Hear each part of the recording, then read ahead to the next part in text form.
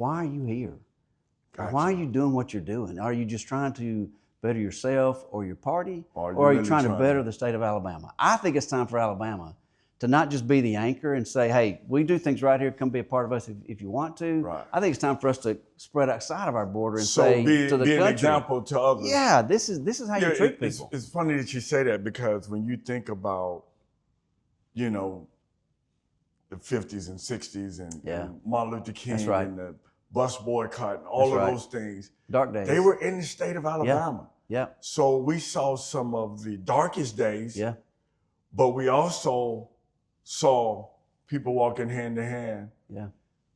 Breaking, you know, barriers. Yeah. Sometimes it takes the pressure and the pain and the problems to produce what we need to see.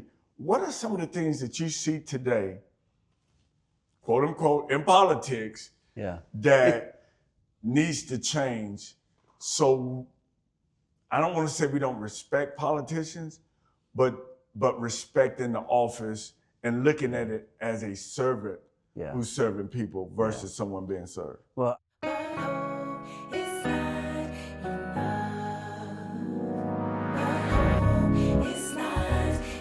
the person that's sitting and waiting, it's like walking to the door to go into Walmart. I don't know if you've ever been to Walmart before. I have. And can you imagine walking to Walmart and standing in front of the door, and you're about 5 feet away from the door, and you look at the door, and you start praying, God, open this door for me. God, I need this door to open up for me. You get motivation. Door, you got to open up for me right now. You open up. And you talk to the person next to you, man, this door is going to open for me. I'm hoping that this door open. This door has to open at some point. Not realizing that the door is motion activated. And it only opens when you get close enough to it. And some people need to start walking toward the thing and watch the doors open.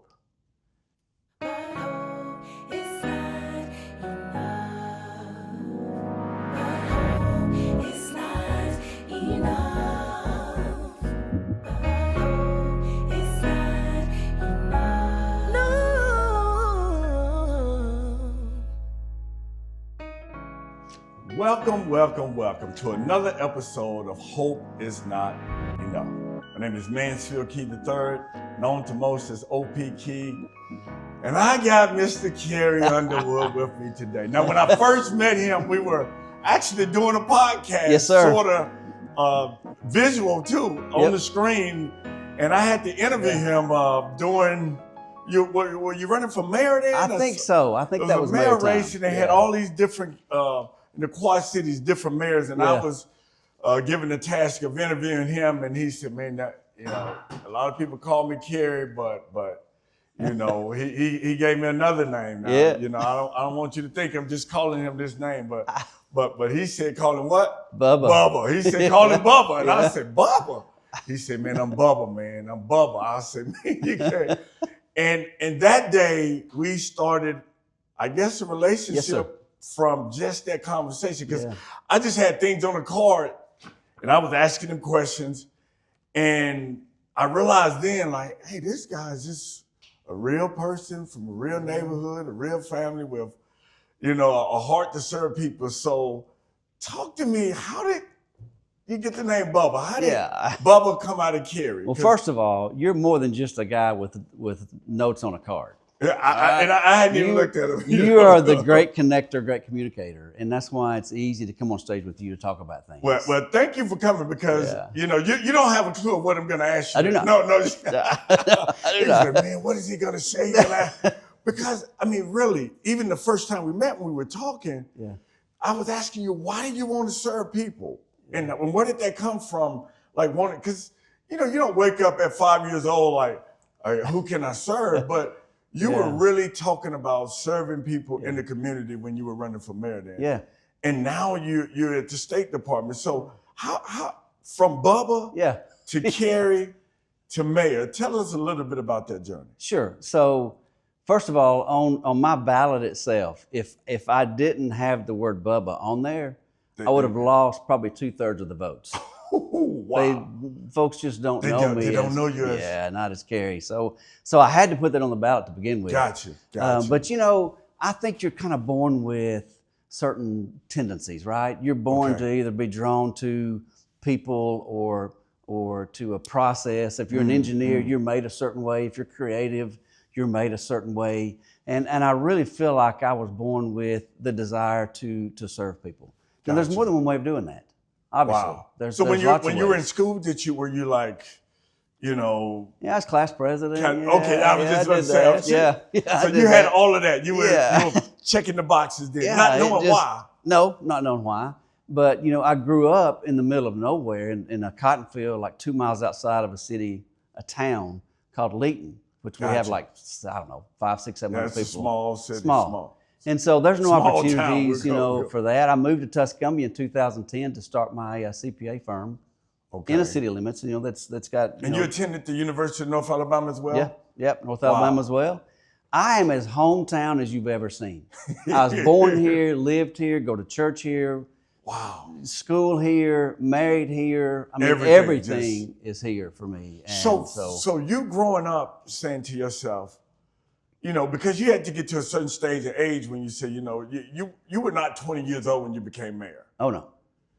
But at some point, you begin to develop that maybe I can serve in a different capacity. Because I'm sure as CPA, you were doing what you were doing. Right. But when did that bug hit you that maybe politics may be the way that I can serve at this stage? Pretty soon after I moved into Tuscumbia.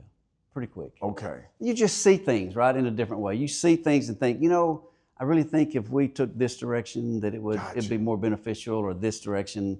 And so you just kind of put things in motion to say, well, let me just fill that out and see if there's a possibility. And so I did run for mayor in 2012, but it was an introductory run. I knew I would lose. But you just That's hard to say, by the way. You knew you were going to lose. I knew I'd lose because the incumbent run again. And so I just met with him and said, I'm just running so people get to know me. When you win, you'll win. And then when you're done, I'll have a name. And so I ran. I did lose. Was it bad? It was bad. Even though I said that, I wanted to win. I only got 2% of it. But that did get the fire going, that I really want to do this now. So 4 years later, I ran and won. And it has been a great experience for me. Being the mayor of Tuscumbia, it's a great city with some great people that live there that are just kind and honest, and it was a great experience for me. So you're the mayor of Tuscumbia, and at some point, I'm sure you had to go to your wife and say, I know I'm busy right now. I'm running the CPA. I'm doing this. We got kids. We got all of this. I think I want to. Nah, I just surprised you. Really. How did that conversation go? Or did you already know, like, I'm going to do mayor, then I'm going to go to state? How did that conversation go? No. Yeah, it didn't come that early. It kind of manifested and grew into that as well. Wow. I don't think people who are in, I'm going to say politics, even though I don't like that word. And we use politics for lack of a better term. It has a negative connotation to it, right? And that's earned. Because when you say a politician, he's in it for himself. Right. But I don't think that just because you're in it, that you always feel like you have to progress to another level. All right? So you could have stopped at being mayor and just been... Right. It's not a natural progression, but at the same time, I did want a bigger footprint because we here have 4 cities that all interact. Gotcha. We touch borders, there's a river between us, but that's all. That's it. And so I wanted to have a bigger footprint so that I could influence more than just one cities. So when you became mayor, you started seeing things from a larger point of view, beyond Tuscumbia. Yeah, and I think we should. Gotcha. So that exposure gave you the, maybe I could go to the state and we could. Well, if I travel outside here, which we do sometimes, and I explain to people where I live, and I'll say Tuscumbia, they're like, But if I say the Shoals area, they immediately know. They know. They know where we're at. And I know the running joke for me was always whenever there was a large event in the city, I would always, hey, my name is Pete Key. I'm the key to the city. I'm running for mayor of Florence in the year 2024. Yeah, I know. Yeah. We used to joke about that, and I would stick my hand out, and I would shake your hand. Hey, I know you're locked in, and I know you don't need the interruptions, but just do me a favor. Hit that subscribe button real quick so we can build up subscribers and keep bringing you content like this. Hey, I love your vote. You know. Yeah. Now I used to joke and say that, and you were like, "Hey, I thought you was gonna do it." And you're the one and only. You took me so serious. Well, yeah. Like, hey, I go to Huntsville, and Yeah. Battle. I met him a time or two, and you got to go up there with me. Yeah. I was like, hey, man, it's just a joke. No, I was in. And you were so serious. You called me one day like, hey, would you like to go to Huntsville? Yeah. And I was like, but sometimes you get those inklings, you get that glimpse, and you say, you know, what if I was to run for an office? What are some of the things that people don't see that they may assume because you're working in Montgomery for the people here that they don't see? Okay, so the first thing is that whole connotation of the word politician. I don't like that word. I understand that that's associated with the title, but when you hear that word, your first thought is self-serving, right? Self-serving, personal ambition, just to better himself, and so I don't like that connotation. But at the same time, I get it. I'm not being critical. I get it. It's like becoming a pastor, but saying, "Don't call me a preacher. Don't ask me to pray for you." Yeah, you just work on Sundays. Right. But what I do is not for the betterment of any one person or myself. It is to be a part of a team. And I remember when I made that decision to run from mayor to the state level, and now instead of one of one, I'm one of 105. Wow. And when I was vetting that process out, and of course I worked with Representative Keel all through that for 2 years. I studied that. And the speaker asked me, well, why do you want to do this? He was kind of vetting what kind of person I may be if I wanted to join ranks. He said, why do you want to come here to do this? Wow. And my answer was, number one, I wanted a bigger footprint so that I could have some positive influence over more people. Okay. But number two, I want to be a part of a team. Now that team is not driven like we've talked about this, party versus a party. Gotcha. There's 105 of us. Yes. And if I compare the way we interact with each other in the state of Alabama versus the way they interact with each other at the federal level, there is no comparison.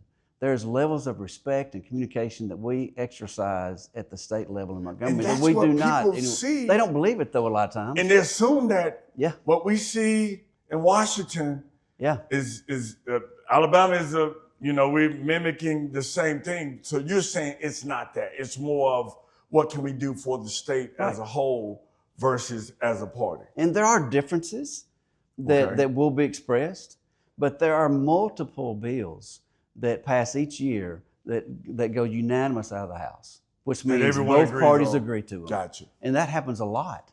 And I find that as a place of encouragement that it's okay to have a different opinion. We get that. There will be differences. And you're going to have that. You're going to have. But look at the times where we're together on the same thing, Gotcha. and that is the best indicator of why are you here? Gotcha. Why are you doing what you're doing? Are you just trying to better yourself or your party, or are you really trying to better the state of Alabama? I think it's time for Alabama to not just be the anchor and say, hey, we do things right here, come be a part of us if you want to. Right. I think it's time for us to spread outside of our border and say to the country. An example to others. Yeah, this is how you treat people. It's funny that you say that, because when you think about, the 50s and 60s and Martin Luther King and the bus boycott and all of those things. Dark days. They were in the state of Alabama. Yeah. So we saw some of the darkest days. Yeah. But we also saw people walking hand to hand. Yeah. Breaking, barriers. Yeah. Sometimes it takes the pressure and the pain and the problems to produce what we need to see. What are some of the things that you see today, quote unquote, in politics that needs to change? So I don't want to say we don't respect politicians, but respecting the office and looking at it as a servant who's serving people versus someone being served. Well, I think that just has to happen over time, right? Every day that I do what I do, if I do it in the right way, then people will see that I'm here for the right reasons, as are the others. And just over time, it graduates to a better place. Wow. And so I think that's a day-to-day thing. So have you, since you've been in Montgomery, you don't have to say any names. All right. Have you saw any professional politicians that are only there to serve themselves? Hey, I know you're locked in, and I know you don't need the interruptions, but just do me a favor. Hit that subscribe button real quick so we can build up subscribers and keep bringing you content like this. I think so. Yeah, I think so. Yeah, I think so. And so when you run across those people, how do you, and maybe they got a bill on the table and you know that bill is not for everyone, but maybe that bill is a part of your party's bill and it may help some people, but it may not help the majority of people. How do you handle that when you face that? Yeah, so do you go up to them and say, "Hey, man, I don't believe you"? I mean, how do you handle that? Because that would be hard for me to do in a sense. It's hard for people pleasers to say no, right? Right. Yeah. Right. Yeah. So you always have to do first what's best for the people you serve.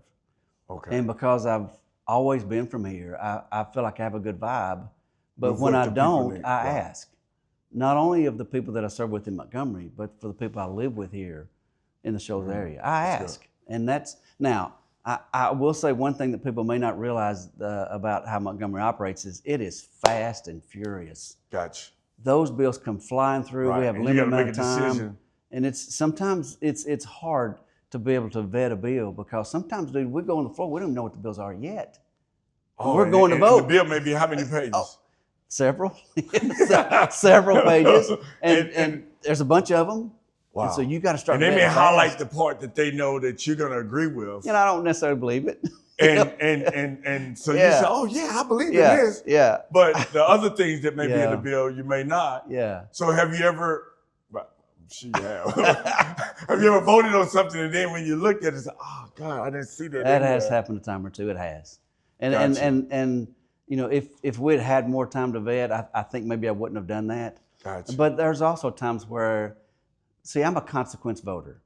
By that I mean, what do you mean by that? That's great. So I know what the bill will do because it's stipulated in the black and white letters on the paper. The bill will do this, this, this, and this. Got it. But there's also, because of those things it does, what does it affect otherwise? The consequence of the bill. And those are hard to vet in a short amount of time, which means the majority of the bills that we pass are amendments to bills that have passed in prior years that we figured out that consequence is not right. So now we tweak the bill. Wow. There's not many bills that come through that are totally brand new, that are just from scratch. Interesting. It's almost like, someone with cancer doing chemo, but yet it takes the side effects. Right, exactly. It's going to help this, but it may hurt in another area. So by being a consequence voter, I have to hear what everybody says about the bill. And now, granted, majority of those decisions we make are based on what the lobbyists are telling us. Gotcha. But I want to hear both sides. I need to hear both sides because of the consequence of the bill. Once you make that decision. Yeah. This podcast is entitled Hope Is Not Enough. Yeah. When we talk about hope, what comes to mind for you? When you think about hope, the little kid growing up in a small town outside of Leighton, Alabama, hoping to one day make an impact. Yeah. When you think of hope, what do you think of? So I think the strong version of the word, not the one that says, "Well, I hope I can do this." Right. That's almost like you're going to lose, right? Wow. I think about what I place my hope and faith in. Gotcha. And the strong version of it. And so I'm really tied into how you have progressed that from hope to motivation to I'm missing another two to result. To result. I'm very impressed with that because it has to begin with hope, but it cannot end there. It cannot end there. And so the word motivation is so connected to hope for me. I'm not sure you can have hope without motivation. I guess you can. Gotcha. It's funny you mention that because I always say that hope gives you the motivation. Right. Motivation is what makes you put forth effort. Yep. Effort is what produces the results. So a lot of people have the hope. Hope is defined and described as a feeling of expectation that something good is about to happen. Yeah. So if I feel like something is about to happen, then what is my responsibility to get motivated, to do my part.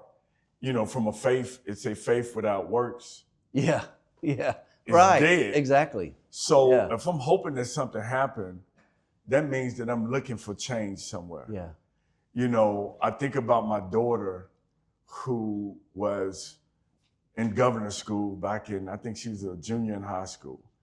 And they partnered her with an attorney because she thought she wanted to become an attorney. yeah, And she spent the whole week with the attorney. In the first 2 days, they were just reading the law and reading all this and all that. And then the third day, they met with the client, and then it went into court. And she said, "Dad, I don't want to be an attorney." I said, "Why?"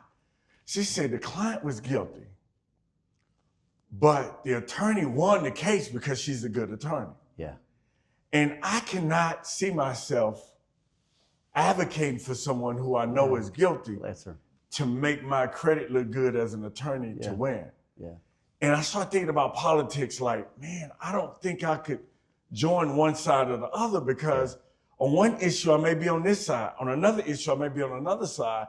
And this assumption that if I take this side, then I'm 100% with this side on everything or vice versa.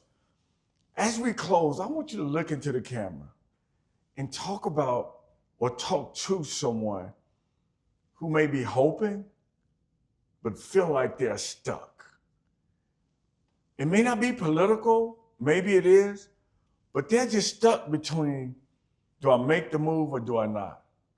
Do I put my faith in this or do I not?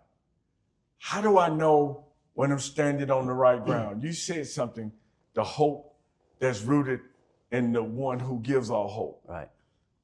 Look in that camera and talk to someone Right. who's failing and losing hope or lost hope. So I get that feeling. I think we've all been there before, but some of us, obviously to greater extents than others. And I understand that. And there are things that a lot of people go through that I'm not going to understand. But I also believe and know in my heart that is the truth, that to have the hope without the motivation, to not make the move is where you fail.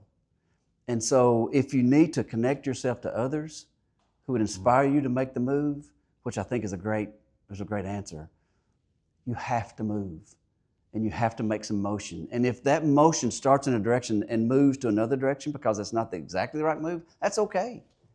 But don't stand still. And so if you need someone to motivate, find somebody who inspires you and move. I think motivation's a verb. I don't think it's an adjective. I don't think it's a noun. I think it's a verb. And I think it's very telling that you went from the hope to the motivation as a second step.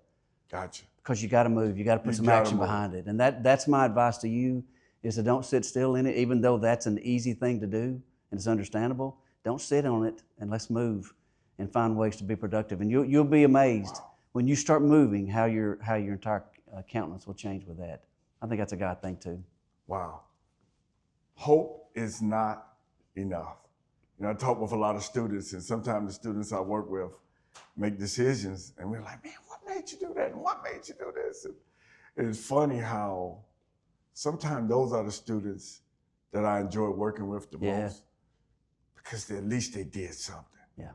Maybe it wasn't the right decision, but with a little motivation, a little guidance, a little help, and a little hope, we can move them in the direction to get motivated, to build momentum, to go in the direction that they need to go in. Yes, sir. But the person that's sitting and waiting, it's like walking to the door to go into Walmart. I don't know if you've ever been to Walmart before. I have.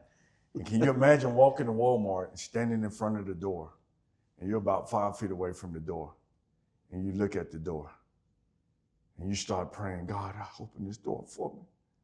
God, I need this door to open up for me. You get motivation. Door, you got to open up for me right now. You open up. And you talk to the person next to you, man, this door is going to open for me. I'm hoping that this door open. This door has to open at some point.